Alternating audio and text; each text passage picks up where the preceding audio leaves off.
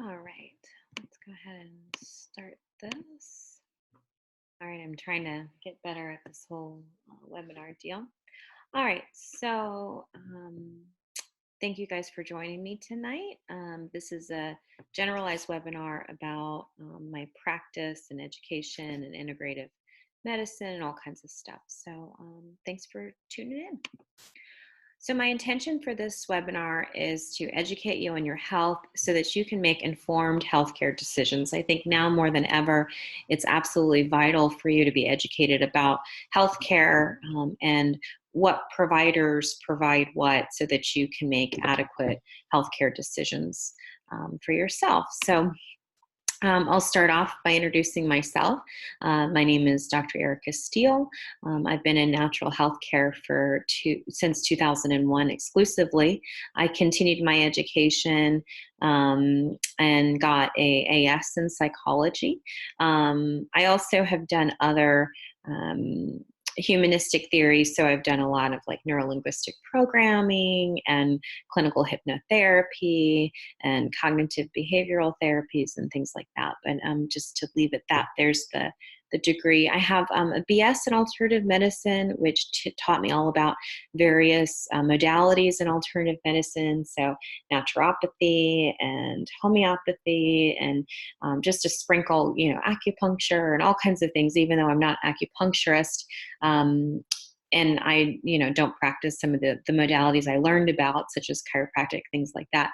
I was trained in all of the various modalities with that bachelor's degree. I then went on to gain a bachelor's in natural healthcare sciences, which began to expose me to this idea that you could prove or disprove what we were doing. So it wasn't just a matter of doing the modalities and having a placebo effect, but we could actually track and monitor and then observe the progress that we were making with people. I took that into a doctorate in natural medicine, and that doctorate was more of an expansive understanding of the various modalities within natural health care, and deepened my knowledge and understanding of things like homeopathy and herbology, and Constantine Herring and laws of cure, et cetera. And then I took that information and continued on with my naturopathy degree, which is my second doctorate. And that really helped me to broaden my understanding in laboratory diagnostics, which provided another framework for me to work under the understanding that you could prove or disprove things. I then went on and got certified in functional medicine. So I did a 2-year postdoc training in laboratory diagnostics, more advanced biochemistry, to help me really fine tune my understanding and my insights into the world of laboratory diagnostics. And then I went on and got my MPH, Master's in Public Health, with an emphasis in complementary and alternative medicine, really to understand the impact of health insurance, public health care policy, what legislation, et cetera. So that added a little more political understanding to my belt in terms of public health policy, but also to dealing with various different situations in health, like we're in now with the pandemic. I also studied in integrative medicine as well, so learning and knowing how to work with other providers and weave in and out, and when to refer and why to refer, et cetera. So I also am trained in that, and we'll go over a lot of that information in this particular webinar. So we're going to deal with a lot of terminology, so I'm going to make you aware of that. So doctor in Latin means teacher. That's all I am, is a teacher, a guide. So I need to be able to master the things that I'm learning in order to be able to teach you those things. So I pride myself on being a teacher. Physician, actually in Greek, I found this fascinating, actually means of nature. So we've come a long way from that original Greek understanding of nature, but I thought it was interesting to point out.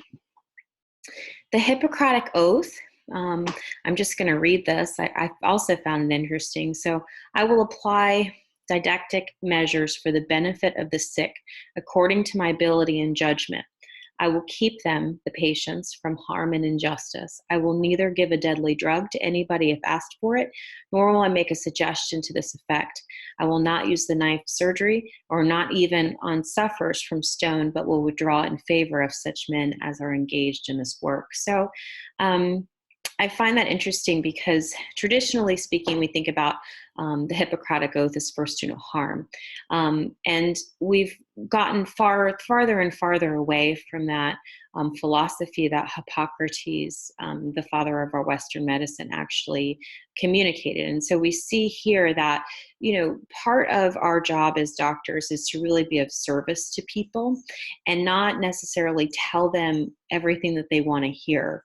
I've gotten significant amounts of backlash from people because I don't tell them what they want to hear. And it's not that I'm trying to be cruel, or I'm trying to be mean, or I'm angry, or any of the things that people like to say, but rather that I am holding their lives and their responsibility very, very seriously. As it says here, according to my ability and judgment, I will keep patients from harm and injustice, even towards themselves. So a lot of times I have to hold them higher than they even hold themselves, meaning I know and recognize that I can't necessarily prevent people from harming themselves, but I can hold that space for them to prevent them from utilizing me and my judgments from harm, which is why, patients can't just come into my practice and buy nutraceuticals off the shelf without having lab work with me or evaluated. And then also too, sometimes I have to tell people no, or I have to hold this space for them that they don't necessarily want, because their behavior is not just for themselves, it's actually harming them. This other part, I will not give a deadly drug. So for me, it was very, very important. That's why you'll notice with my education, there's no allopathic training. And so I grew up, my mother was a nurse, and she does a lot of social work. But she also used a lot of medication. She had to, unfortunately, with mental illness, and a lot of psychotropic medication. So I grew up with really looking at her bathroom as a Walgreens pharmacy, and really nothing worked. She continued to have psychotic episodes and breaks, and no matter how many drugs that they put her on, it never really worked. So I became very convicted with this idea that I didn't want to contribute to that issue. Not that I'm opposed, we'll talk more in the integrative training, but I just want to understand where my stance is in healthcare, and where I felt like I could make the most difference. I will also not use the knife. So even though I love surgeons, I respect them a great deal. I try to use that as really the last resort for cases, and not necessarily doing that as a first resort. In allopathic medicine, medication and surgery are often the only modalities that are available to the allopathic trained providers. So I wanted to really no stone unturned to be able to figure out what things that I could do in order to prevent these things from happening. And so I will also say this, is that I recognize that I'm not the be all end all to all things. So as a part of this Hippocratic Oath, if I see that it's not my treatment or my expertise that the patient needs, I will remove myself from that case, or I will refer and work integratively with that particular, with another provider in conjunction with, as we'll see as we kind of go along here. The World Health Association defines health as a state of complete physical, mental, social well-being, and not merely the absence of disease. And then I'd like to also add spiritual. So health is the complete spiritual, physical, mental, and social well-being, and not merely the absence of disease. I think in our modern day culture, if we don't have symptoms, or we're asymptomatic, or we go to our allopathic doctor and they tell us our labs look, normal, we assume that nothing is going on. And I want to just communicate with this is that allopathic doctors are not adequately trained in laboratory diagnostics and biochemistry. So when they say the labs look normal, what they're saying is that I don't see a disease, because that's what they're trained in. But they're not trained in health, which is why I wanted to spend my life and my career focused on building health. How do I create health within the body? Pathology, pathos, root word in Latin means suffering. And so I didn't want to study suffering. I wanted to study health. How could I create that health? Growing up with my background, I had studied and experienced suffering a great deal. And so I knew a lot about that. I didn't want to continue to perpetuate suffering, but instead wanted to learn what it really meant to actually be healthy. And so that's what I strive to do, not only in my own life, but also teach others.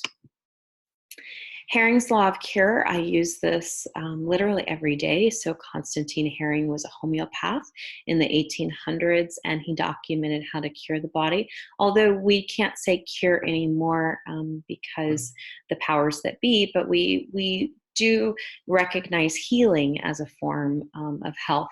So healing begins from the top down, meaning healing has to begin spiritually, mentally, emotionally, and then it will manifest physically. If a person believes that they are not going to heal and they're not going to get well, then so be it. So we're always looking for that physical expression, and that's a lot of what the allopaths work on, is the physical aspects. However, they're not trained to look at the other components of the human being, the spiritual, mental, and emotional aspects of it. Healing begins from the inside out.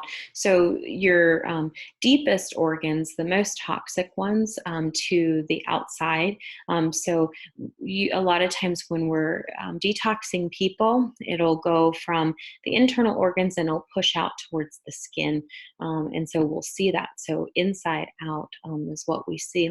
And then reverse order from the symptoms appears. So people naturally, they'll wait, and then the symptoms stack up, and then they come into the office, and I say they want the Hail Mary. And so I have to slowly and strategically remove these things, these causes out of the way. And so usually the last symptom that has shown up is sometimes can be the first one to go, but not always the case. So, but they are in reverse order from when they've appeared, according to Herrings Law of Care. This also was a way of determining if you were on the right track, because the body is still very enigmatic, especially in its healing properties. We still really haven't completely scratched the surface on actually how to heal the body. So Herrings Law of Care also guides us. When I'm working with people, it's a two-way communication. So I'm giving them protocols, and then I'm watching for the body to respond. I do laboratory tests typically every 6 months, in some cases every 3 months, and then some really acute cases once a month, but typically speaking once every 6 months. So I'm looking for that information really from their body to kind of guide me in terms of where their body's going and how it's healing. I also follow therapeutic order. So that means least invasive treatment to most invasive treatment. So I'll go, bioenergetic all the way up to herbal if I need to, although that tends to be a little stronger. We'll talk about that more. And then genetic to epigenetic. So genetic is really the blueprint of the body, that foundation that we're building our cells on. And then epigenetic is the environment to which the body is built off of. Genetics only accounts for less than 30%. The rest is environmentally driven. Bioenergetic is low frequency. It's what homeopathy is built off of. We'll talk about that. And then biochemical, that's going to be more nutraceutical, more I'm moving this number and this biochemical marker in your lab work. And then the various degrees, spiritual, mental, and emotional, and physical, following that Herrings Law of Care that we just talked about. So complementary and alternative medicine modalities, recognizing that the National Association for Health, I believe, National Institute of Health, really did away with the term alternative medicine. It's now complementary medicine. Alternative medicine is really medicine that it doesn't have a whole lot of scientific basis on it, meaning that they'll do a generic study and they'll say, oh, let's see, olive leaf is good for, antiviral, but they're not always studying the particular, viruses or the particular dosing, et cetera, et cetera. When they get into more particular testing and particular doses and particular treatments, and they do more standardized studies, that leaves a different world. That goes in more into the functional medicine world. Alternative medicine is just more general. I know garlic is an antimicrobial, so I'm going to take it every day because I feel like it. That's more alternative medicine. Just to be clear, even though I'm trained in alternative medicine modalities, I'm not an alternative medicine provider because it doesn't lack any scientific data for me to be able to base treatment off of, meaning that I'm not just going to put a person on anything just because I think it's good. I'm placing them on strategic protocols based off of their laboratory findings. Naturopathy, so I'm a board certified naturopathic doctor. And as a naturopath, we abide by 6 principles. First, do no harm. Doctor is teacher. I treat the entire person, body, mind, and spirit. I find and treat the cause, not the symptoms, even though people are trained and programmed in our healthcare society to be symptom chasers. I am always trying to find the actual cause. Causes can be chemical, metal, bacteria, viral. It can be parasitic. Can be emotional, can be mental, can be combination thereof. There's a lot of different causatives, and so we're always on the hunt to try to figure that out. We also want to genuinely prevent disease, not just doing kind of the standard prevention strategies of allopathic medicine, but rather look at lab work from a different perspective where there's subclinical findings where we can say, if you don't do X, Y, and Z, then maybe the A, B, and C will happen. And so having those laboratory findings is really important to be able to drive that prevention of disease. And then we always use the healing power of nature, so looking at nature to help determine A, how to heal the body, but B, using a more gentle approach on the body so that it heals naturally. So integrative medicine is a definition to a type of practice that I offer. It's serving to incorporate as equals into the society organizations of the individuals or different groups. So we integrate both with allopathy as well as non-traditional treatment. So we look at it as equal. So I always say, we don't want to replace allopathic medicine. We just want to have a seat at the table. So we want to combine conventional and non-conventional subspecialties of medicine to be able to provide health building as well as disease management when necessary. There is a distinction between conventional and non-conventional medicine.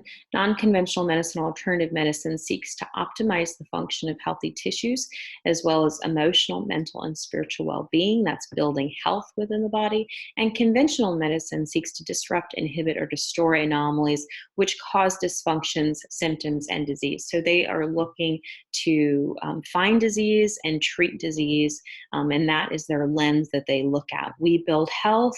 They build disease. We are all kumbaya. We work together as a team. I went over the various types of treatment modalities. So there's a lot of different lenses that we look at when we're looking at healing people. There's structural lenses. And so in the conventional world, that's going to be more of surgery, physical therapy. In non-conventional practice, we see manual therapy and chiropractic as a structural non-conventional practice. When we're looking at biochemical in the conventional realm, we're looking at pharmaceuticals and medication. In the non-conventional realm, we're looking at nutraceuticals, herbals, and detoxification methodologies. In the bioenergetic space, in conventional practice, they use radiation, lasers, and electronic convulsive therapies. In non-conventional, we look at homeopathy, foot detox, laser, and light therapies. In the psychology world, so the mental and emotional side in the conventional space, they tend to look at psychotherapies, and then in the non-conventional practice, it's more humanistic therapies. What it means to be a human. So treatment modalities, so these are all the different providers that one would see. So for structural, in the conventional realm, they're going to see a surgeon, a physical therapist, maybe even a personal trainer. In the non-conventional realm, they're going to see a manual therapist, massage therapist, chiropractic. Manual therapy is a little bit different than massage. Usually it's closed on. It's 1 to 2 unit appointments, which are 15-minute at a time, and it's very specific. That's kind of how I began my practice. I was a massage therapist, and then I turned into a manual therapist and did that for many years, and worked with a lot of chiropractors over that 12 years of time. Biochemical, in the conventional space, it's alternative medicine, internal medicine, and then various specialists. So we have specialists in cardiology, endocrinology, oncologists, et cetera. We also have primary cares as well, which serve really as a front line of defense for a lot of people to refer to these specialists. In the biochemical realm, the non-conventional practices of herbalists, naturopaths like myself, and nutritionists. I don't necessarily identify myself as an herbalist, but I do use herbs within my practice. In the bioenergetic space, the low frequency in the conventional space, we use radiologists who do diagnostics. They're going to do all your radiology appointments. And then you have radiotherapists, which administer treatment within that particular methodology. In the bioenergetic non-conventional practices, we have energy healers, acupuncturists, kinesiologists, and homeopaths. So I'm trained in both kinesiology as well as homeopathy. So if you ever come into my practice for, let's say, an acute care issue like a cough, cold, or flu, something, I'm going to use a form of kinesiology called nutrition response testing, and I use that only for acute care because I haven't found that for more chronic things that it's as effective, but I will use that, and then usually first line of defense homeopathy, and then some herbology. In the treatment modality of psychology, in the conventional practice, they tend to use psychologists and psychiatrists, and then in the non-conventional practices, coaches, family therapists, pastoral counselors. So this is where like the neuro-linguistic programming comes in. I use a lot of my own life experiences in practice too, a lot of coaching involved with that, and then the clinical hypnotherapy and a lot of other modalities that I've learned, as well as different programs and my own personal healing journey that I use as examples to be able to provide insight for people when they're going through things. So those are a lot of the non-conventional practices. So when I was learning and going to school, part of that was me looking at all these different lenses and figuring out how I can create a really big tool bag to be able to help people. So when people are in my office and they're asking me questions, I'm thinking, oh, okay, is that structural? Is that biochemical? Is that bioenergetic? Is that psychological? Is that genetic? Is that epigenetic? Is that spiritual? There's all these different nuances to it. It's not just as simple as, oh, it's one thing. I always say, like, it's never kernel mustard with a lead pipe in the hallway. It's a combination of things. So I'm always looking at all these different layers and levels of the human being to help determine what the greatest need is. And so remember, using that therapeutic order, least invasive to most invasive, but also to the biggest priorities. So sometimes you'll come in and maybe you'll want me to fix this, and my job is not to fix, number one, but number two, it's that I've got to set you up so that this is not just a one-shot deal. I have to build the health of the body when a lot of times the health of the body has been neglected. So as I'm building the health, maybe the result doesn't take 1 or 2 days, but over time, as you're building health over time and getting farther and farther away from disease, the body will self-generate, and the body is made to heal itself. And that's the practice of homeostasis, or rather the process of homeostasis within the body. So holistic medicine, which is root of my practice, I believe, considers the whole person, and it also incorporates this art and this science. So I use hard science in my practice, so subjective, what the person tells me.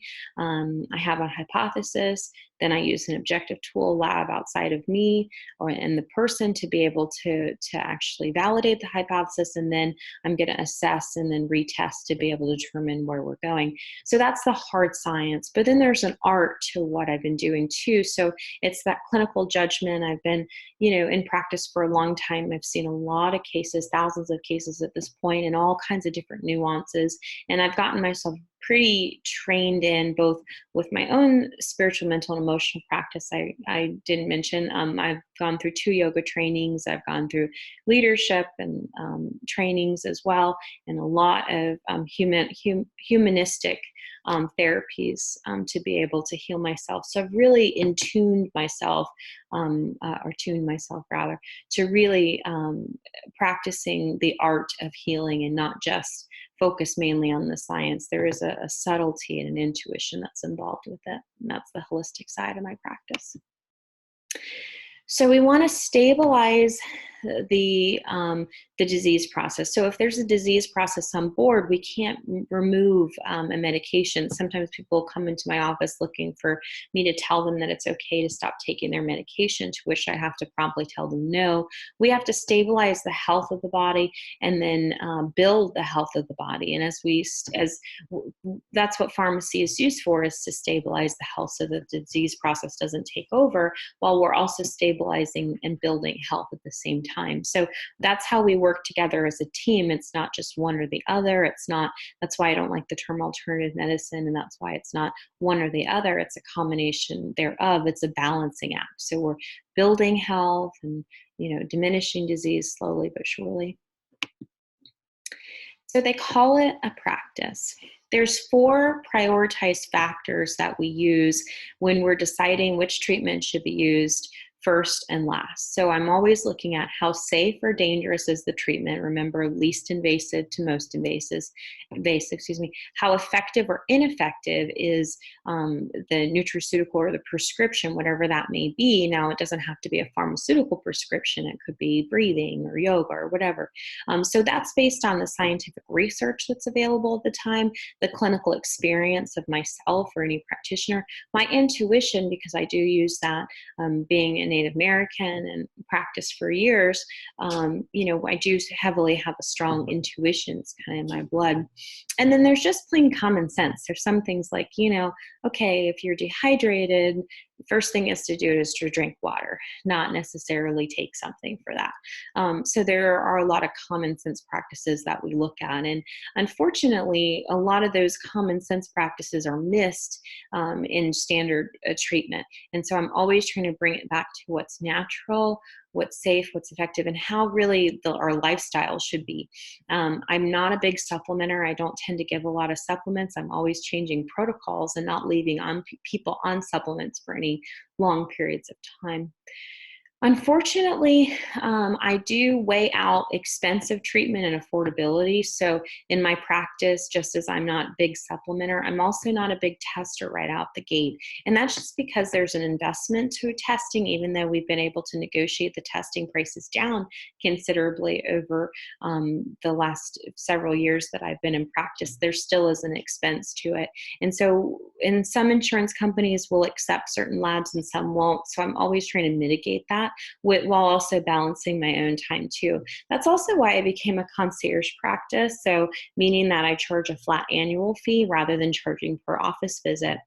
I dropped insurance back in 2012, and I realized that my insurance bill rate, most people couldn't afford. Not to mention, when I was billing insurance, how much we were just getting undercut, and the stress and the pressure of the billing situation. It really wasn't what we thought it was going to be. A lot of times practitioners think, especially new practitioners, think insurance is kind of the pot of gold at the end of the tunnel, when in fact it was more of the rust at the end of the tunnel, or the stress at the end of the tunnel.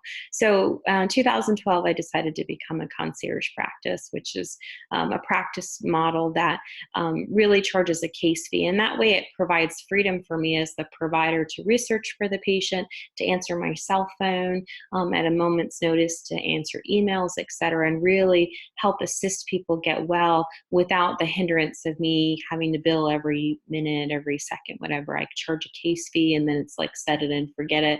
I'm yours for that year, and I can work with you as little or as much as you want me to.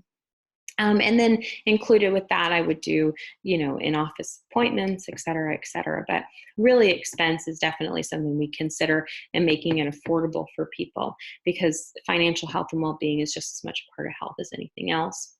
We also look at how difficult, painful, or troublesome it is to apply, because if it's difficult, if it's painful, if it's troublesome, then the tendency is for people not to be compliant. I look at that, like, especially with food. I used to be, when I first started, was put people on these really impossible diets. So they would go from, eating really unhealthy to, like, now I'm going to try to put them on this strict diet. And it really didn't work. And so I really started looking at that, making it a little bit easier and working with people rather than making it difficult. So these are the different factors that I'm looking at when I'm recommending a treatment. So it's not just, I don't want to give you everything right out the gate. I would, however, most of the time people get overwhelmed and they shut down and then they do nothing. So I'm capable to expand quite a bit into a practice. And I think sometimes, because we're so conditioned to be go, go, go, fast, fast, fast, check it off the list, we don't recognize what it means to actually heal. Healing is a very slow process, and I'm also here to teach you. So as I'm teaching you, I want you to actually learn the information so that eventually you step down from my practice. We have standard plans, and so most people start off at the middle of the road plan. After the year, they step down, to a lesser plan, because they've learned what they need to learn to take care of themselves. And then eventually they step down completely, and then also leave the practice because they're a lot better, which is amazing. So when you use pharmaceuticals are used when there's a severe life-threatening symptom. So naturally, we want to make sure that we use pharmaceuticals in those events. There's nothing wrong with pharmaceuticals as long as we use them judiciously and we don't use them all the time consistently. Now, there are certain instances, like if a person has heart damage, things like that, at times, there is no coming back from some of those things. If they've had multiple heart attacks and now they have stents and grafts and things like that, unfortunately, when they come into the practice, I do have to tell them this probably isn't going to be something you're ever going to come off of. And people at times are disappointed with that, but recognize that, I'm looking and advocating for your highest good, not necessarily what my own personal motivations in life would be. Some people have this stigma that nutritional therapies are often unaffordable. I think when you look at it in comparison to, let's say, pharmaceuticals or, other long-term chronic diseases, I tend to say there's no flash sales on, cancer or diabetes. It's not like, get your insulin, buy one, get one free. And I don't say that to be cruel. I say it just to help people understand that you're either going to invest in your health or subsidize your illness. And so sometimes, you'll need to make certain sacrifices. I know for myself, I was a single mother in Southern California, putting myself through school, and I did eat very, very healthy, and I made those sacrifices to be able to do that. And so sometimes it's just really what you want to put your focus on. When patients are non-compliant, meaning that they resist or they don't believe me or they want me to explain it 1,000 times, that can be extremely draining. I for sure want people to understand what they're doing and why they're doing it. But I think right now, especially, there's such this fear and animosity towards healthcare providers, doctors such as myself, or even other allopathic doctors. And so it really breeds patient non-compliance. You couple that with emboldened Google, Facebook searching, et cetera, and a lot of self-treatment, which I think has been fueled from just a lot of patients' dissatisfaction in the healthcare world. They're going to allopathic doctors looking for what naturopaths or functional doctors can provide and becoming frustrated because they're going to pretty much the wrong doctor. But because there's not enough doctors like me getting out there educating people, and we just don't have the numbers that allopaths do, and they have much of a medical monopoly, it really creates a lot of frustration within the healthcare community. And so patients become non-compliant, or they fear what the doctors may think, judge them, they won't take their medications because they don't want to, or they don't understand why, or they don't like what the doctor says, so they leave their practice. I've had several cases of cancer patients who come into my office and expect me to tell them that, chemo is not a resort or that they don't need surgery. And then as I break the cases down and look at them and say, oh, this is a very aggressive tumor, or this is a very progressed disease process, we're going to have to really take a very integrative approach with this. So I worked with oncologists significantly, endocrinologists, cardiologists, internal med doctors extensively to be able to help with those aggressive disease processes as well as those progressed disease processes. I think the sooner that you can see a doctor like me, the better, and that's really where prevention happens, rather than waiting until it becomes a larger problem or ignoring it, which a lot of people do out of fear. They just ignore their health altogether. And then they say, oh, I just woke up out of nowhere and, this happened or that happened, when in reality, it's been building progressively over a long period of time of self-neglect. So healing fits as you identify and support the nutrient deficiencies in the body, meaning just simply increasing the good stuff, and then you identify and decrease the toxins. You're decreasing the bad stuff in the body. So we're going to go over the nutrients, and then we're going to build those up, and we're going to decrease the toxins and really bring the body back into balance. At this day and age, our bodies are being bombarded with so many toxic things, from our water to our food to our building material. I mean, everything is pretty toxic these days. And now we have advent of some pretty aggressive viruses. And unfortunately, I don't really see that end in sight, just because the lack of nutrients and the lack of support that our bodies actually have. We really want to bring the body back into balance. So the nutrients and the good stuff, that's my little puppy dog.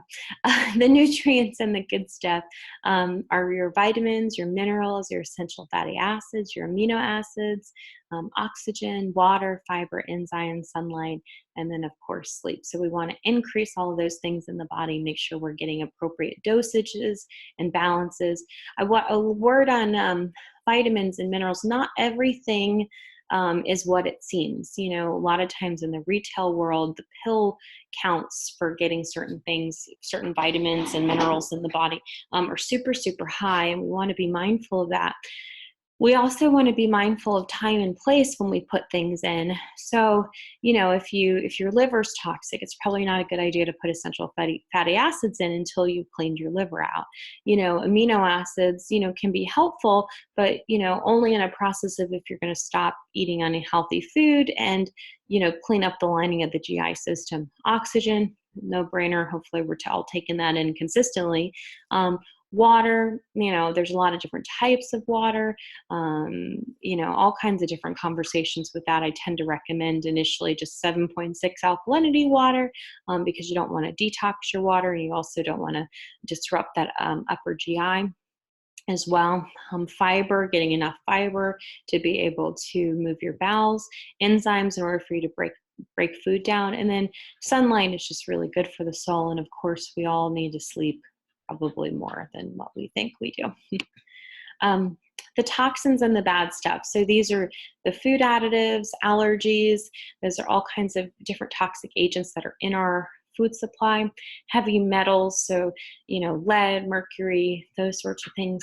Chemicals such as formaldehyde, arsenic, junk food diet, anything in a box or a bag. Chronic infections, so those are staph and strep and EBV and all kinds of different infections that are within the system. And then consistent negative pessimistic thinking is also very toxic too. If you're one of those people that's always looking at the bad in things and how horrible things are, that weighs really heavy on the body's immune system. Trapped emotions in the subconscious mind. So, if you're tooling about all of the hurts and the dramas and the traumas that have happened yesterday or the day before, and you just can't seem to get over them and you're continuously ruminating, that's also very, very toxic to your organs and your body.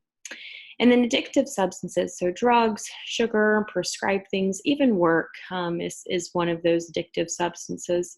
And so, more of the bad stuff and not enough of the good stuff is definitely going to lead to a very ill body. Then we look at the role of stress. So the parasympathetic system allows the body to rest and repair, and also allows the body to digest. So we talk rest and digest is the parasympathetic. That's kind of the ideal, is getting ourselves into that rest or digest state. Most of the time people come to my practice, they're in a chronic sympathetic or fight or flight state.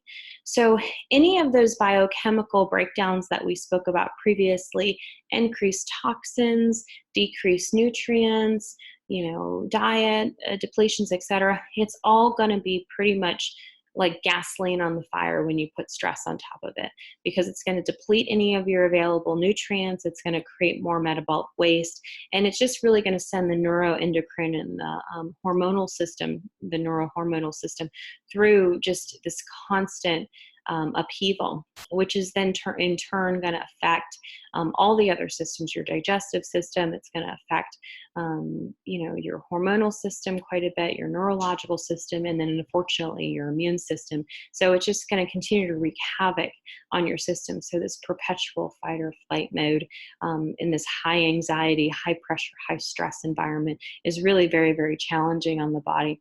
We think in this day and age that we're all kind of supermen and women, but in reality, our bodies can only handle so much. And so we want to make sure that we are working on actively bringing our bodies into parasympathetic states, especially in a world that's very, very unpredictable, as we've seen lately.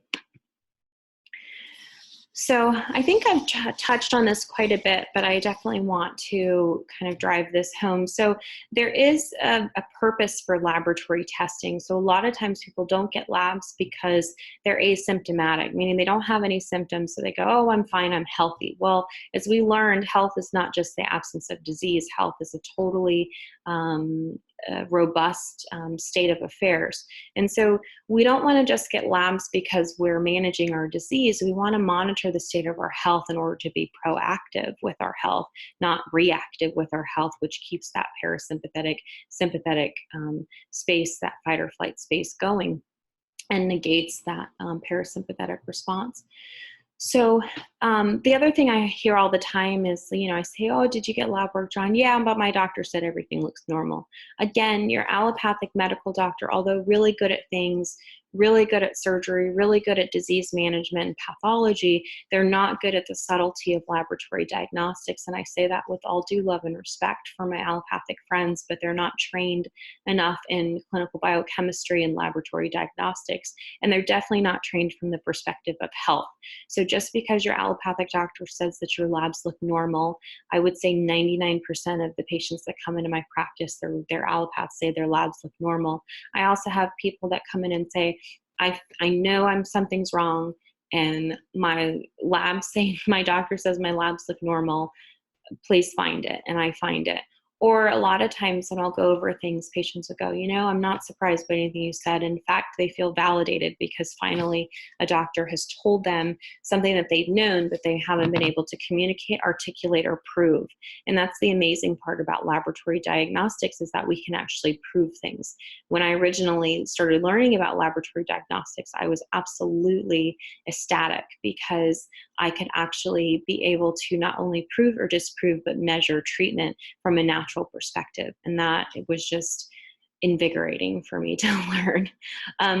Also, too, many doctors don't have advanced laboratory training like I do.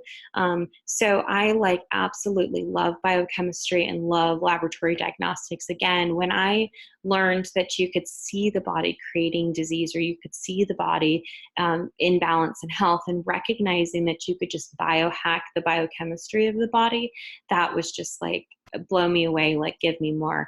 And so I continue to train in advanced laboratory diagnostics and continue to do case reviews with other doctors all around the world weekly. and continue to expand my knowledge in biochemistry from pioneers of the field who've been doing this for 30, 40 years, who've seen things that I could only dream of seeing at my, mere 18, 19 years in natural healthcare. So diagnostics are also a measurement of progress. I have a bit of a challenge with certain individuals, herbalists, people like that. Even other doctors I've seen do this where, you come in and you tell them something and they go, oh, here, let me sell you a probiotic, or let me sell you an herb or whatever. Or you have people giving themselves elderberry, whatever, or CBD oil or whatever, and not really having a diagnostic to measure the progress. Because what that does is it hooks people on either the placebo effect of the product, or it just keeps them continually taking it. And I really don't believe that, even if it's natural, it may not even be healthy for you. If it's natural, you may not need it. And I'm really a strong proponent of getting people off things and not keeping them on things. Typically speaking, I'm going to use a higher dose, shorter period of time, and I'm going to try to get a person off something within 3 months if I can. I'm always changing protocols because there's a natural order to way the body actually heals. I tend to use a build, detox, and then rebuild methodology rather than constantly doing things. I'll have people that come into my practice that have been in with other doctors, and they'll come in and they've got 25, 20 supplements that they're taking, and I'm always at awe because the body's already dealing with so much, and then you start throwing all kinds of things at the body. For one, you don't know what's working, what's not working. Two, you're confusing the body, and anything that you put in the body has to deal with on top of whatever else it's dealing with. So I'm always very strategic with what I put the person on and when I put the person on something, and I use laboratory diagnostics as a tool to be able to dictate what to use and when to use. I'm always looking at lab work in every case, every appointment, going, okay, we're going to tweak this, we're going to move this, we're going to work on this. And that way people have been with me for years and years. I mean, their lab work looks amazing. I have 67-year-olds that their lab works look better than some 34-year-olds coming into the practice because they've stuck with it, and I've worked with them and I've taught them, and it shows. It really does, which was really cool. All right, so if interested, I do teach wellness classes, both online and in person.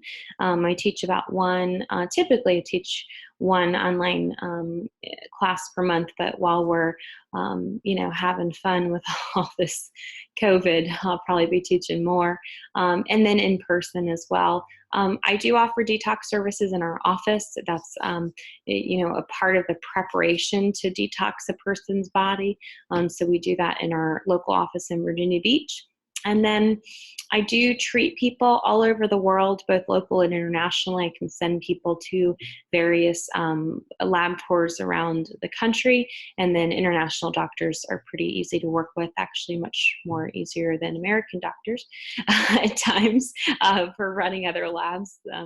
And so there's a little more cooperation. So every doctor likes to run their own labs, myself included. That's just the way it goes. We do ship all over the country and the world in terms of our nutraceuticals as well. And then I am the president of the Virginia Naturopathic Doctors Association, and so I do intern budding naturopaths and people that want to train in my methodologies and how I treat people, et cetera, et cetera.